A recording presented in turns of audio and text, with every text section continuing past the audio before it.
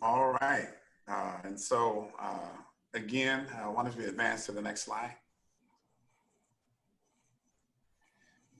So there were several questions, at least three, and we'll get to those on a future slide. But I just wanted to highlight, as Andrea was reviewing my bio, it talked about some of the elements of and the manner at which I try to pursue working in local government and obviously leading an organization. And so the city of Dallas, upon my arrival, working with my team, as well as many of our employees, have identified four key values of service that we hope to amplify every day that we provide service to our organization as well as externally. And those are empathy, ethics, excellence, and equity. And we definitely try to examine, use the service first mentality in everything that we do. Next slide. And so as city manager, it is an honor, obviously, and a privilege to be able to work for the city of Dallas. I am responsible for the 13,000 employees that work for our city, the mayor and council who are elected by district, at least the council members, and the mayor who's elected by all of the residents of the city of Dallas hire me and an appointed official to handle the day-to-day operation of the city, the budget this year as well as last year. And I'm not sure, are you guys hearing me? It's saying my internet connection is unstable. I just want to make sure. But that our budget is $3.8 billion, similar to last year and this proposed year's budget. It's also $3.8 billion operating in capital. I've tried to find ways to leverage and elevate the level of transparency in City Hall, finding better ways to navigate the decision-making process, leaning on data. And we're making some advancements this year in our proposed budget to help us live out that desire. And then finding ways to break down complex matters and work with my team as well as external stakeholders to deal with not just the challenge, but also root out any inequities that might be present in any of the actions that we are performing as a city. Next slide. And so as it relates to where we are today, and I think the bulk of the questions and probably the concerns today that I will hear and or get questions about, we'll deal with what we're dealing with twofold. One, the current pandemic, COVID-19, as well as the issues that have arisen related to law enforcement, and particularly law enforcement and how policing is conducted in communities of color. And so what I've made an effort to do over the last several months, and you'll see some of that show up in some of the things that I have recommended as a part of our budget, is to really align our intentions about where we want to be in addressing whether it's the pandemic or the decade-old conversation in Dallas around inequities, but making our intentions meet our resources, trying to build a foundation of trust in communities that have historically been marginalized, particularly through the lens and through actions of law enforcement, and then spending the time listening and learning to find a way to unite our entire city as one Dallas, which is the moniker that our city council has laid out for us to try to bring our entire city together. And then obviously the last bullet really speaks to our relationship with the county and how we have worked with them as our public health authority to deal with the many challenges of the pandemic. And we'll just point you to, there is a dashboard available on the city website that allows you to drill down and see what some of the issues around COVID-19 are, as well as the data around the reporting of people being ill and or recovering. Next slide. And so these are at least four of the questions that were provided that I will hope to address, and I'll try to speed that up through the conversation. But obviously you want to hear about how things have changed since the pandemic began. How are we managing and handling the protests? And then what can we expect going forward with protests, and then a few highlights of our budget that I will share with you that really relate to many of these things. Next slide. And so just to take a step back and speak to what I believe was an important understanding, the Congressional Budget Office and the federal level identified the cost of this pandemic, particularly around economic activity, would have over the next decade as about $8 trillion. And you can see that obviously and feel that obviously in your current professions, but unemployment remains very high and we are slowly transitioning back, but we're still well below our pre-pandemic levels. And that's saying a lot for the city of Dallas in general. Our current revenue forecasts for the city are $40 million below, primarily related to the collapse of the sales tax revenue, which represented about a 40% loss of revenue for the city. And our franchise fees and charges also went down. Current expenses though, we had tightened our belt immediately. We're about $66 million below our expenses. We began a hiring freeze, unfortunately had to furlough some programs, particularly around programs and activities that were no longer operating, our libraries and others. And we continue to identify existing expenses that allow us to use the CARES dollars, the federal dollars that we received, for which we received about $234 million, as a way to offset some of our revenue challenges, specifically when we're responsive to COVID-related activities. Next slide.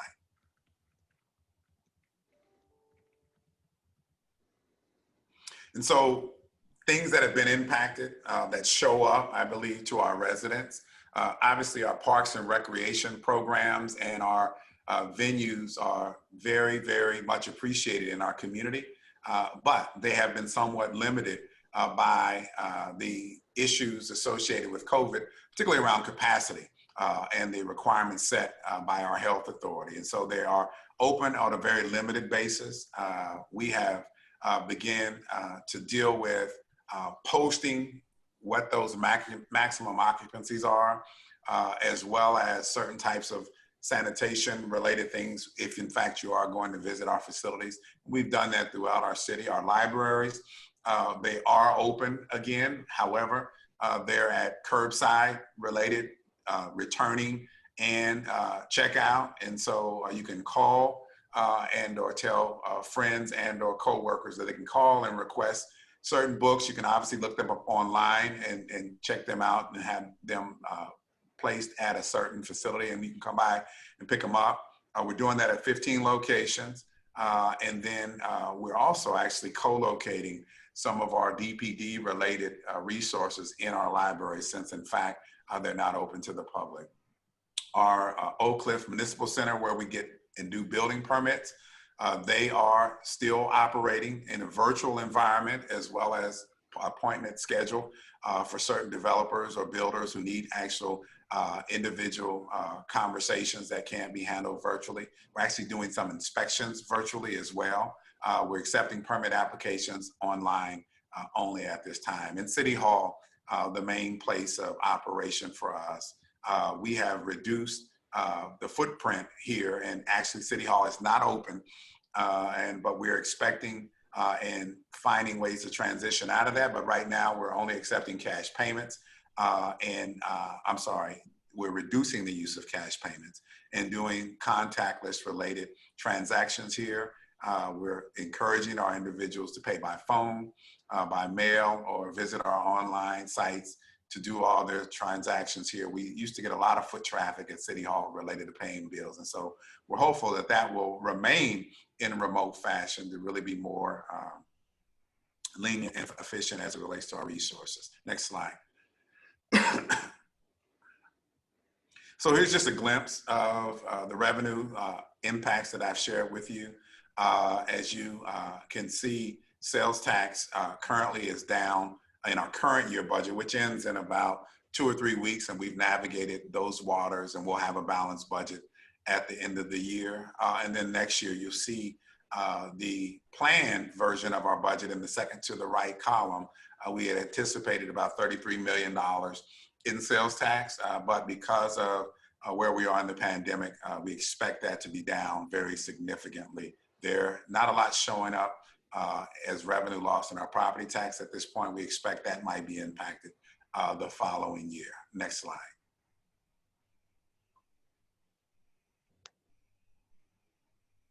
And so again, property tax is our single largest source of revenue that goes into what we call our general fund, and that general fund budget is $1.1 billion this proposed year. And you see the general fund portion of that is $826 million, and the debt service portion is a little over $301 million. And our property tax values and our estimates that we're using right now allow us to calculate that based on, as currently calculated, the same tax rate that we had last year. But if your property values went up, obviously you will pay a little bit more in taxes. I think for a residential individual with the value of about $260 or so thousand dollars in valuation, they'll probably pay a little bit more than $135 more a year in property taxes to continue the service levels that we have. And as I said before, the property tax values, we don't expect them to be impacted this year, but next year they will probably be impacted, and we'll readjust our budget. Next slide.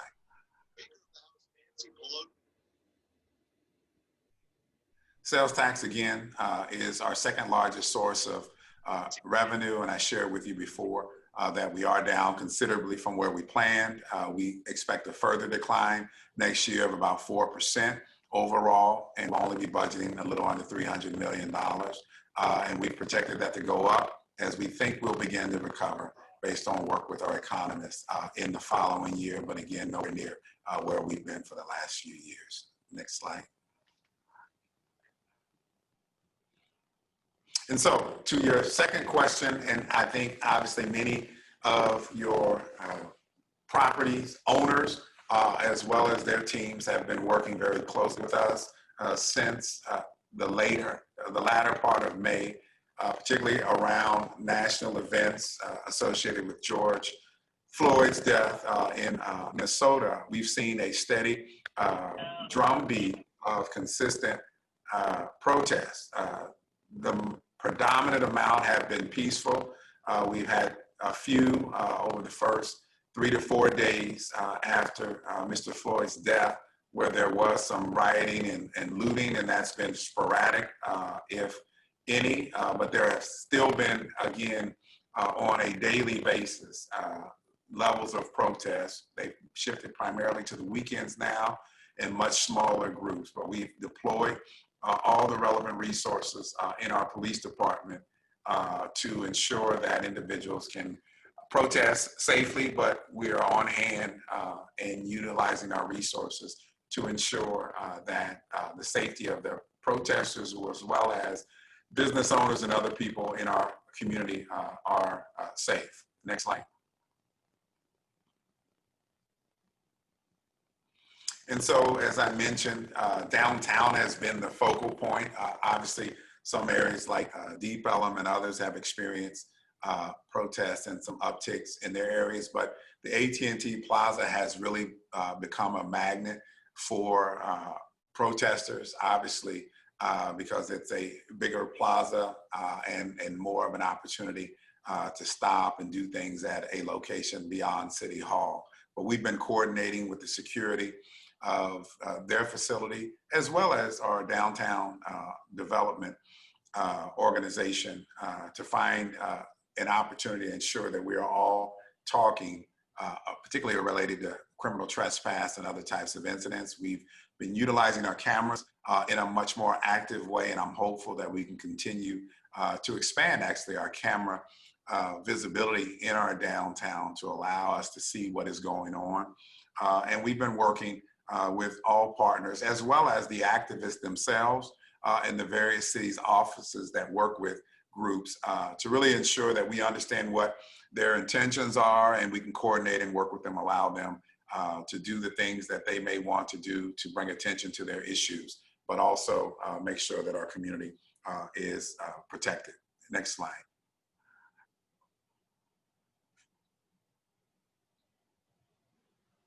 And so throughout this entire process, one of the things that our chief and our police department have been cognizant of is really finding a way to respect people's First Amendment rights to peacefully protest. And we support those efforts to do that.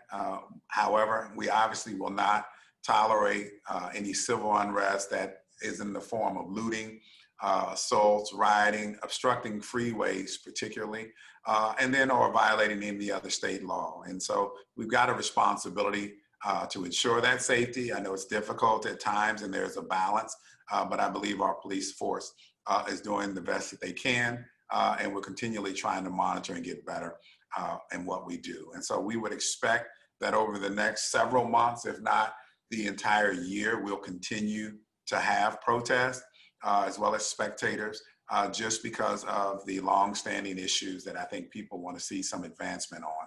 And these are definitely unprecedented times, particularly when you wrap in COVID and ensuring people have to be safe while they're protesting. Next slide. And so as it relates to the city's approach, and there's been a lot of conversation in the national media as well as state and local around policing and defunding the police and or focusing our efforts in the right places. And so our city has not chosen, quite frankly, or at least I have not recommended that we go the course of what people might describe as defunding, extracting huge amounts of resources from our public safety areas to do other things with. However, we have chosen to look at our resources, and I've actually reduced funding and reduced expense in other areas of our city and lifted up in priority fashion some specific actions and programs that will allow our police to better focus on their intended task and try to remove those types of things that they may or may not have signed up to do, but have grown out of, and there may be a different strategy. And so we've actually looked at those from the response lens of real change and real action. And the change part is associated with our police department and the functions that they do. And action are the other types of efforts and services that we believe we're beginning to move into that will lessen that burden as well as enhance the quality of life for residents. And those actions should be responsible, equitable, accountable, and legitimate in how we approach them. Next slide. And so I'll briefly go through a few of these and I'll try to speed it up, and I apologize. But one of the key focus areas of many of our residents has been the use of 911 and the resulting impacts of some of those calls on people in our community. And one of those segments of our community really revolve around how we respond to mental health calls. And so we get about 13,000 of those on an annual basis. And DPD, heretofore, except for a small area of our city, responds to all of those. And they typically respond with 4 to 5 elements or vehicles, just to ensure the safety and or not knowing what they might experience. And so in 2018, I believe, we started a pilot program in our South Central Patrol Division where one team responded to those types of calls. And it was comprised of a DPD officer, a paramedic or EMT tech, and a behavioral health and social worker or behavioral health worker. They responded to about 1,200 of those calls in that specific area. We are expanding that program this year because it did have success in diverting resources away from DPD's response and the safety of the people to actually deploy the right level of activity to those incidents for the individual. So we're expanding that program by adding 4 additional teams or $2.2 million. And we believe that that 5-person group that will now function citywide will be able to respond to about 6,500 of those calls. The following year, we're advancing to add 5 more teams for a total of 10. And we believe that that unit of 10 would be able to respond to all of our mental health calls on an annual basis when appropriate, and to allow the police to actually function on the other priority 1 calls, and allow this team to activate and respond to these types of calls. In addition, we're adding another $1 million to our overall behavioral health ecosystem to work with external partners to expand access to mental health services in our community. Next slide.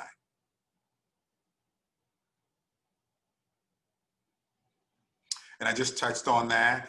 We're adding $1 million to close those gaps and holes. We'll be working with our nonprofit partners out in the community to invest and enhance the Right Care program and the services, but it helps avoid Right Care, as well as, we hope, the additional infusion of resources will help us address the hospitalization issues, arrests associated with those individuals, and then just the interaction between law enforcement and residents could only get better by minimizing encounters where there could be conflict. Next slide.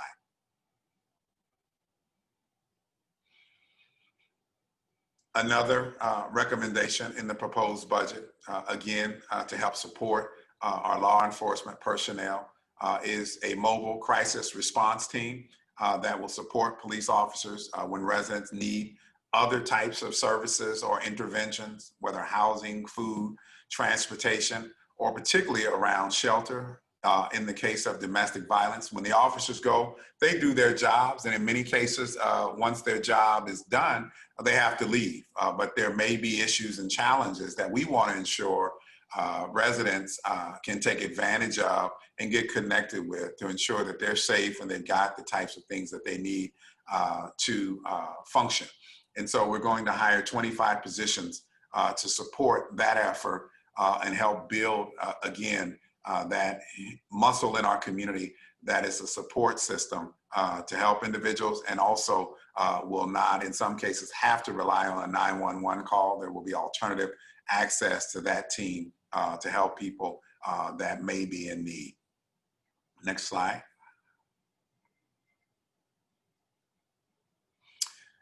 Particularly related to jail diversion, public intoxication is a challenge for us. And right now, law enforcement responds to all of those, but they now take individuals to loose stereo. They actually take them to jail. There is no other place to take them. We're hopeful that a public intoxication recovery center that we hope to begin will allow us to divert those individuals from our jail system and then avoid criminalization of that so that it doesn't have any long-lasting impacts on their livelihoods, but try to connect them with the appropriate caseworkers and other substance abuse and use disorder related professionals. And so we're hopeful to set that program up by March of 2021. Next slide. We've been committed to, and our chief has been committed to 21st century policing since her tenure began. And we're gonna look to expand our training in the area of bias, implicit bias training, and de-escalation and less lethal types of tactics. And so we're adding about $500,000 to do that. In addition, that will be only improved by our early warning system that will be implemented in full-fledged form in November, that allows us to see patterns in officer behavior so that we can intervene at a supervisory level to get those officers the necessary counseling or support that they might need to prevent future problems. Next slide. Lower level. And then our community police oversight monitor. We, last year during our budget process, funded the establishment of a community and police oversight monitor's office, and we're looking to build on that by hiring a mediation coordinator as well as an intake specialist for complaints as well as resolutions, to try to work with the community and the police department officers, specific in many instances, to try to mediate differences when a complaint is filed, to find a way to, again, to bring the police department closer to our residents and marry up their expectations and the demands of the job. Next slide.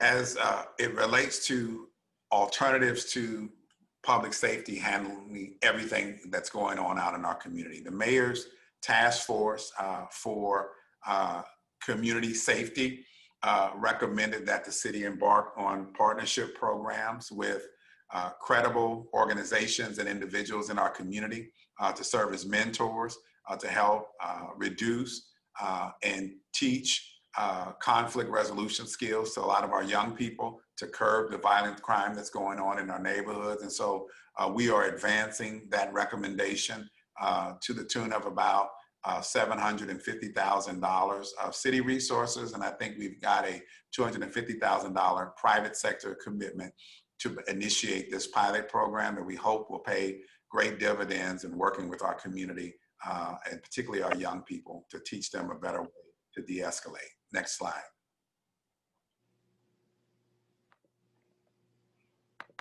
One of our challenges, and we've worked with the state in cooperation for the last 2 years with a grant from the state to deal with formerly incarcerated individuals re-entering public life here in our community. And we're advancing to leverage those funds. We're investing $1 million in our reentry programs and to provide housing placement, job skills training, and other types of wraparound services to engage individuals transitioning out of our criminal justice system back into the community. We're actually going to have a focus of our program on pre-release related services so that we can make contact with individuals that will be coming out into our community and getting them the proper things that they need, whether that's driver's license, getting them and navigating social security cards and other types of things, and then connecting them directly to the programs we have on the outside so we don't lose them and then have to find them, or unfortunately, they are reincarcerated based on their inability to access some of these services. And so we believe this is going to be important to sustaining some of the quality of life in our neighborhoods by allowing people to access these types of services while they're coming back. Next slide. Quality of life, particularly around vacant lots, illegal dumping, lighting in some cases in our community. We know we've got to do more there, and so we're going to invest in additional resources to support lessening crime-related havens and other types of activities that might go on at certain facilities in our community. And so we're going to spend about $750,000 investment in those types of partnerships. Additionally, we're going to add 3 new crews to assist us with our illegal dumping, particularly in some of our hardest hit areas, to clean those areas up, to ensure that people don't see those as areas where bad things obviously are allowed to happen, and dumping is a first start in that activity if you adhere to and believe in the broken window theory. And so we want to try to clean these areas up. So we're investing some dollars in these root cause related kind of activities. Next slide. And I'm almost done. Particularly around some of the impacts of our pandemic that we're experiencing here. We know that the court systems had delayed a lot of the things associated with evictions. And so we have responded to that by allocating resources that we've received from the federal government to support an eviction diversion program to connect tenants with the right resources or direct assistance in some cases and financial education to support them in these unprecedented times, and for many people an experience that they've never thought that they'd have to experience. I know that impacts not just residential individuals, but also commercials, particularly land owners and landlords. And so obviously the city is very keen on making sure that we're partnering and finding a way to help and assist both sides of that equation. Next slide.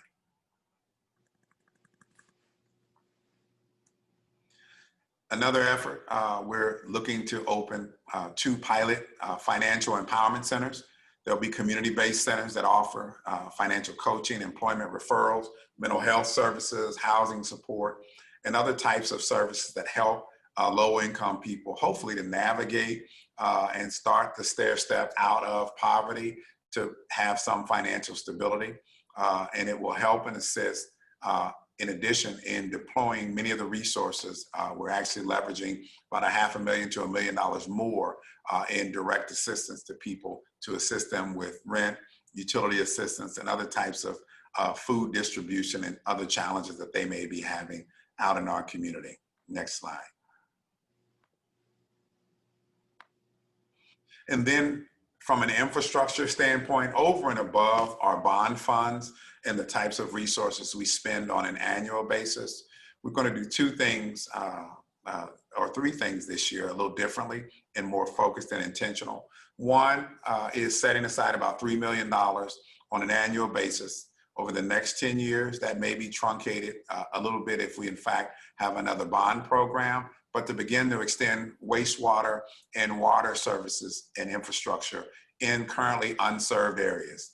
And so when I say unserved areas, what I mean quite honestly is we've got 46 areas in this community that have populations in them, people in homes that do not have adequate water in some cases and or wastewater infrastructure in their neighborhoods. And so we're looking through a prioritization of where these issues are in funding $3 million worth of work in those areas on an annual basis. We're going to dedicate about $5.8 million of our existing resources, quite honestly, and a new resource to equitable investments in streets, alleys, sidewalks, and other infrastructure in some of these unserved neighborhoods, particularly around schools and where we have large levels of senior population to improve the infrastructure there. We've also identified $9.4 million in old bond fund savings that we're going to allocate to begin the implementation of our sidewalk master plan to ensure that people can traverse in communities, particularly in response to our Americans with Disabilities Act compliance on ensuring that sidewalk linkages are in place in some areas that don't have sidewalks that need them can get sidewalks. And so that is an effort there that we're doing. All in for these new real change and real action initiatives is looking at about $13 million in operating related expenditures and about $18 million total in capital investments in many of these underserved areas. Next slide.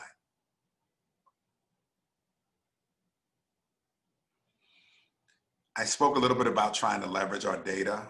We are looking at existing resource reallocations internally to create a data analytics team that will help us, one, promote transparency, but also normalize and sanitize our data to be better used, not just for us in decision-making and our policymakers, but also open that up for our community, nonprofit and public and private sector counterparts to be able to use the data that we create in this city to harness the creativity as well as allow us to attract more resources based on proven issues and challenges in our community. And we're also integrating our city offices of equity, resilience, fair housing, and human rights into one office for some cohesion as well as some efforts that mirror each other to find ways to be more effective when we look at those types of issues and challenges out in our community. Next slide.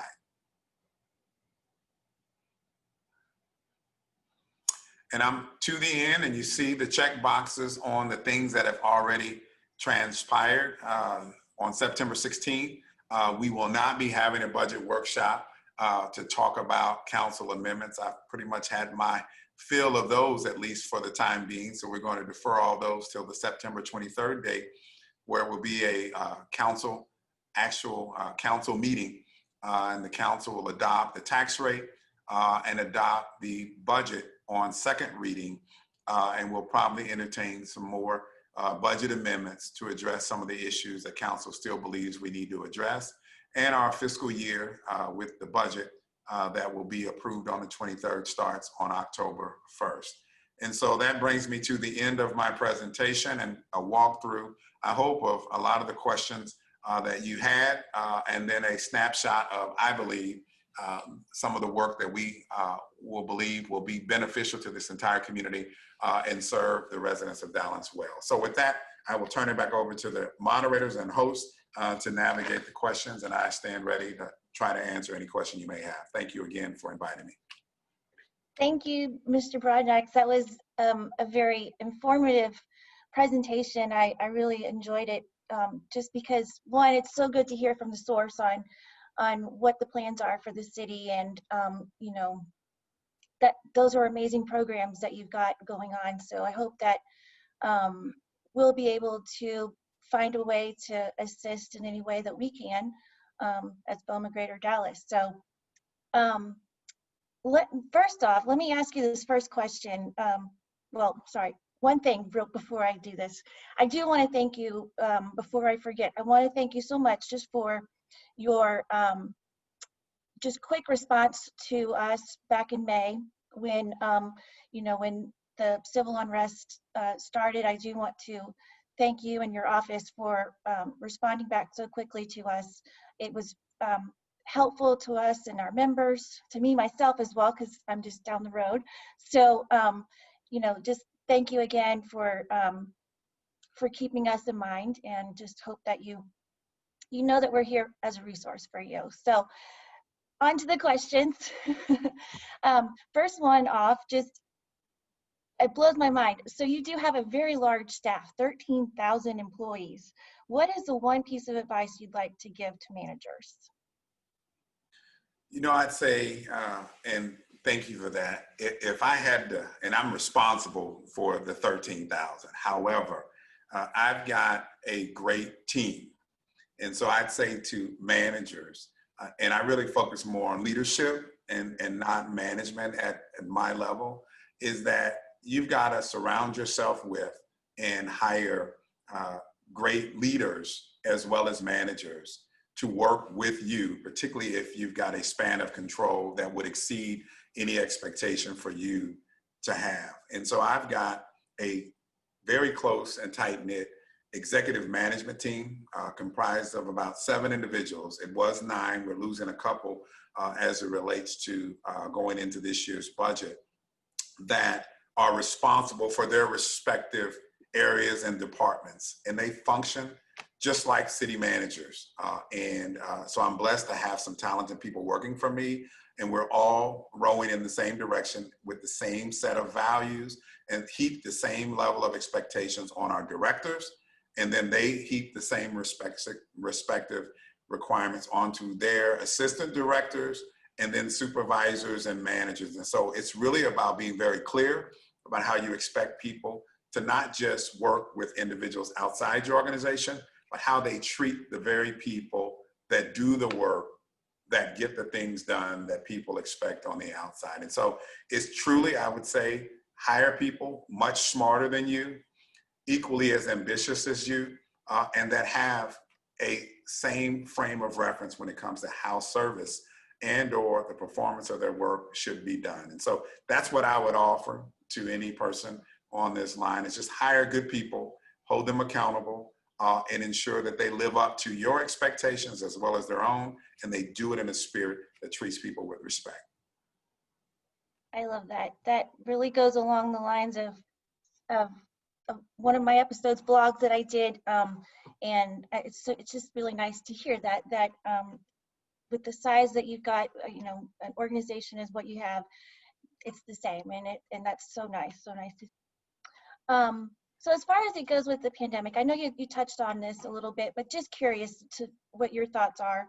How do you think, what do you need to see in order for the pandemic ordinances and regulations to decrease? Great question. And as I shared a little earlier, City Hall remains shuttered to a large extent. And we are now operating at the 25% level of staff. And I'm actually encouraging more total remote working from my employees, and with some limited hybrid on that, coming into the office once or twice a week. Our council is still not meeting in public at and in our chambers. And so for us, what we are waiting on, and we have actually extended our movement into phase 2, as we would call it, several times, but we're waiting on a sustained and consistent level of reduction in the number of positive COVID cases out in the community. And I think we're slowly getting there, because I think people are adhering to a lot of the things that the county health authority, as well as our city mayor and council, have been promoting around those areas of face coverings, hand washing, and social distancing. So it's my expectation, when we see 2 weeks of consistent levels of reduction or stabilization, that I think things will start to change and begin to recover. I'm seeing many more people out, obviously. So I think whatever is going on at the pace it is working. I don't expect, quite honestly, for us to get back to normal, at least from a city perspective, until after first part of the year, in January or February, if not March. I think getting through this flu season, watching as the young people transition back to school and seeing what the impacts of that, because it's about our young people and them going to school, but quite honestly, I know I've talked to a lot of parents who are concerned about what the kids may bring back and expose them to and their underlying health issues. And so I think it's going to be a very slow pace, quite honestly, and I think precaution is the word of the day. And I think once we can get it to a level and we can finally get a vaccine and other things like that, I think people might get back to feeling comfortable about resuming their normal activities. Very good. And that may not be what you wanted to hear. I'm sorry, No. but I'm very guarded. No, no, I think it's good to hear how other people are looking at it, looking through this, and because I think it's all different for all of us. It's pretty much the same, but it's just nice to hear, that it's staying consistent, I guess is what I'm trying to say there. So how have you seen small businesses faring through this pandemic? It's quite honestly, it's been pretty tough. And through the conversations or just talking with my peers and or just seeing the impact, obviously, on the revenue side of it, I think the impacts have been pretty tough. I think that first decision made by county health authority, as well as many in our state, to actually shutter some of our businesses in the early parts of the pandemic was really a call that needed to be made, but also very difficult, and the ramifications of it have been pretty deep and long. And so I'd say we're trying to do as much as we can with the resources that we've received through the federal government, as well as collaborating with them, SBA and others, to ensure that people can get access to the other federal programs that I know we've leveraged and will probably leverage more if available, to assist small businesses and owners of businesses in their recovery, whether it's payroll related and or other types of assistance through PPE. But what I've seen, quite honestly, from the broader community, some of our philanthropic groups, and helping, trying to prop up some of those impacts, has been encouraging and inspiring to me. And so we can always do more. Resources are limited, but it has been tough, and it's been tough to see. And the impacts hopefully will start to wane soon, and people can get back and start at least advancing some of their businesses the way they had hoped to many months ago as we come out of this. But it has been tough to watch and see, and we're standing by as a city, and our council's been committed to trying to do what we can. Well, that's very much appreciated, I know, and I think sometimes people forget where those resources are, and so hopefully we can help spread the word on that. So going into this one, how do you continue to attract quality police candidates in this type of environment? I would say beyond the health challenges, I'd even argue beyond the current civil unrest and lens that many people are viewing law enforcement through that began in May, I would argue, for the last 3 to 5 years preceding the pandemic, this discomfort and or challenge related to the profession has existed because of similar issues that transpired due to the killing of George Floyd. It's been a tough 3 to 5 years for law enforcement because people have begun to pay attention more to social media, videos and other things of things that have not gone the way people might perceive them to have been done. And so I'd say to you, it is a continued challenge. I think it will be no different the next several years. I think you will see a lot of people in law enforcement opting out of the profession just because of the personal risk for, in some cases, just doing their job and the split-second decisions that they have to make. But I'd say those people committed to, whether community or the officers themselves, buying into a new framework for how law enforcement should engage and how respective communities are interacted with. Many of folk on the inside of law enforcement now already want those kind of things to show because it's not the large majority of officers. I think you'll continue to see people wanting to go into the profession because they want to be a part of the solution. And the more people who sign up, who want to do it the way people expect them to do it, who have either lived it and experienced it and know it can be better, if they sign up to want to be a part of it, then the product on the end will only get better. So I don't see any changes other than the strife that goes on outside of, I'd say, the four corners of the law enforcement departments. But I believe people's intentions that join law enforcement are good. And if they are good and they want to invest in it being better, then I don't see any problem in recruiting and retaining officers going forward. Very good, very good. So one last question. Well, and I almost forgot, and I'm sorry I didn't tell you, but I have like 5 other quick questions that are just quick questions, and it's very nice and easy. But this one last question is about your community police oversight board. Can you expound on that a little? Like, what is it? What is that board, and how does the city of Dallas support them? Sure. And so we have had for a while a police and community, I think it was a review board. It was considered a review board.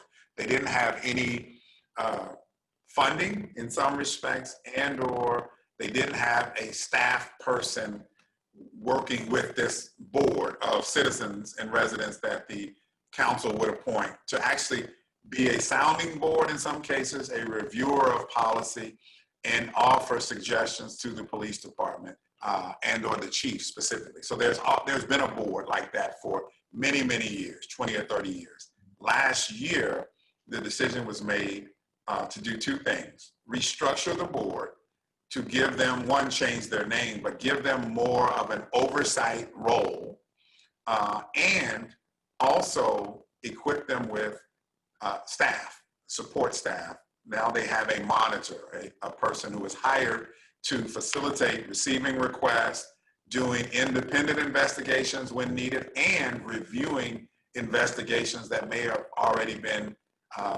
pursued and or resolved by our Office of Internal Investigation to see if, in fact, if any steps were missed. And so we funded a new office last year to support the board that we gave additional levels of responsibility. And this year, as I mentioned, we're adding 2 more positions to that to offer a much more blended service delivery model. And I think our council is supportive of it. Our police chief is supportive of it. It's really about accountability and transparency. And the council at this point still has a vested interest to ensure, again, that there is adequate oversight and that there's someone outside of the police department that's monitoring the activities of the police force. And so that person reports directly to me, the monitor does, and I work with her to ensure that we're breaking down barriers that might exist for no other reason other than just resistance, but finding a way to make sure that they're working partnership with the police department. Very good. All right. Well, like I said, that was the last of the questions that we received through our with our members. But I do have 5 quick questions, very quick Q&A part here. It kind of goes back to I have a theme. Every president has a theme, and mine was BOMA Connects Us, and it's kind of on about communication and things like that. So first question is, what's your favorite form of communication to use when trying to connect with someone? My preferred is email and text messages. Okay. And when you have to have a difficult conversation, be it bad news or with an irate client or person, whatnot, which one would you prefer? Email, phone call, Zoom, or snail mail? So I would prefer phone call, obviously, and/or in this era, Zoom if we need to put eyes on each other and have frank conversations. I'm a believer in it doesn't become a crisis if in fact you just reach out and you have a conversation. You may have a disagreement after the conversation, but at least you'll know and better understand what it is you were trying to address and the reasons you either can or can't do it. So email, not email, but verbal telephone call or a Zoom call or anything like that. Okay. How do you move the conversation from someone that's talking a lot to another person or to yourself? You know, you find the right point of intervention or interruption, usually when the person is taking a breath. Now, my wife says she never stops taking a breath, so I never be able to get anything in sometimes. But, and then you just appreciate what they said, in some cases recite back what they've said, and then really try to see if anybody else has any perspective either on their comment and or another idea or comment that needed to be added to the conversation. Okay. And then this one is kind of the same thing. How do you get out of an awkward situation?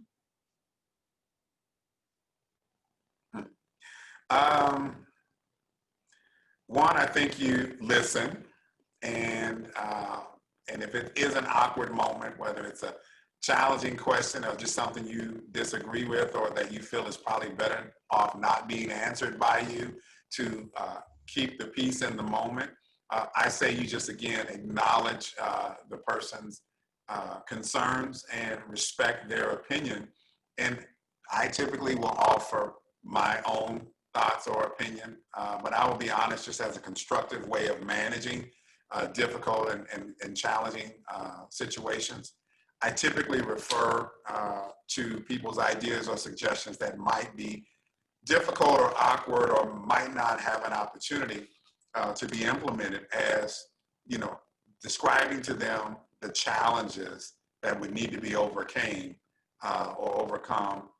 to actually getting to where they want to get, and then asking them their thoughts on how they might be able to mitigate some of those challenges to figure out how whatever they were saying might actually fit into the box that they are trying to put something in. And so that is always a way to challenge people, not to shut them down, but really to see if in fact there are creative ways or different ways of thinking and approaches to really get at and chop at a decision that might be warranted, but could start out with a lot of stumbling blocks or challenges. It's really working through a problem with the person, talking through what they might want to do. Very good advice. I love that. And one last thing, what would be your positive story or silver lining to this pandemic that's come out from this? Well, that's a tough one. You know what, for me, and this is probably about as vanilla as it can be, I've always been a pretty old school kind of manager and would just scoff at this notion that someone would dare want to work remotely and not be in a physical space where I could see them and or walk down the hall with them. And I will tell you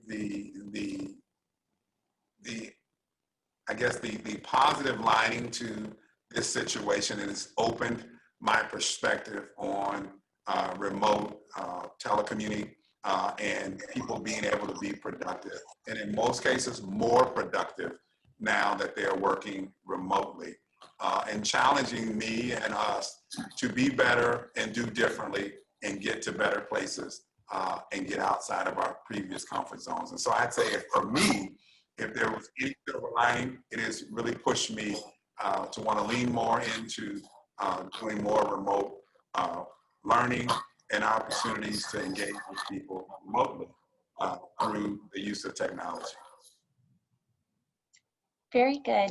I like that.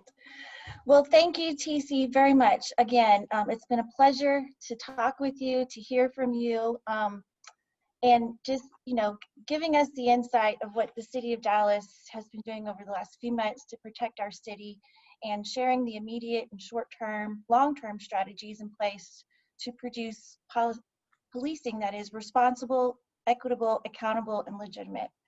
I believe this presentation has answered a lot of the questions. So again, thank you so much. And I want to thank Guard Texas for sponsoring this luncheon today. We very much appreciate you. So that wraps it up for us today. Thank you to everyone for joining this virtual luncheon. And as a reminder, the next luncheon will be on October 20th. And we will have our Texas BOMA lobbyist, Robert Miller with Lock Lord, and he'll discuss the political landscape before the election. So register now as it is open on our website, bomadallas.org. Thanks again, and hope to see you all very soon. Have a good one.